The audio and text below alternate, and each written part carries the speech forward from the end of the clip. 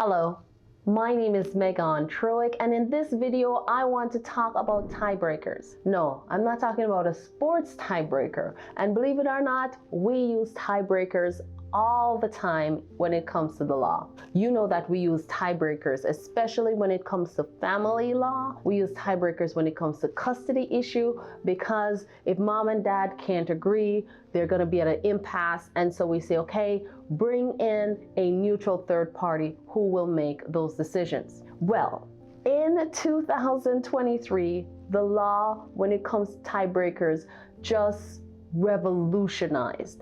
And because the law is just what it is, if it happens in family law, then it's going to trickle down into the other areas of law. The tiebreaker situation came from the case, the interest of ALPC. Yes, we use just the initials for the child's name because we want to honor the child. We want to make sure that the child is protected and that this is private. Well, this came from an appeal from the 410th District Court in Montgomery County, right here in Texas. And this is an appeal from a judgment that was made. So in this case, the child was in inpatient care with an injury. They were in internal, so they were actually admitted in this psychiatric hospital. While the child was there, the child was getting help, and the father filed a modification to the underlying custody agreement. And they decided in that during mediation, okay, the child is at Menninger, they look like they're making good decisions.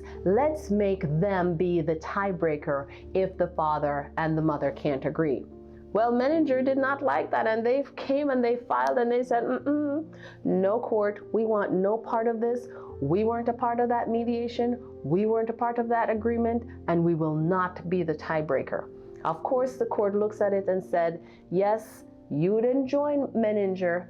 They weren't at the mediation table. They weren't a party to the suit. You cannot force them to be the tiebreaker.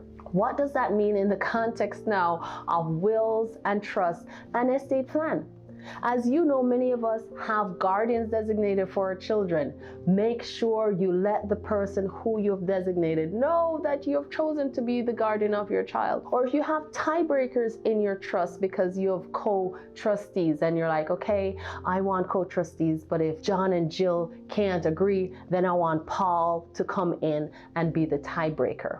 Just like in that family law case, Menninger says, I was not a party to that agreement. I will not be the tiebreaker. You can't force Paul now in the trust estate arena to be that tiebreaker. So you want to make sure that whoever the tiebreaker is in your trust documents, in your wills, when you have co-trustees or co-executors, make sure that that tiebreaker actually wants to be the tiebreaker and actually knows that they are. My name is Megan Troick, lead estate planning attorney here at the law office of Bryan Fagan, where we love the law, but most importantly, we treat you like family, but oftentimes even better.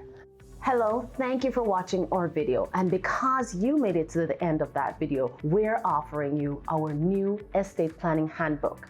This is a wonderful tool, and I'm sure you like it. Go ahead, download the link, and let's get learning together.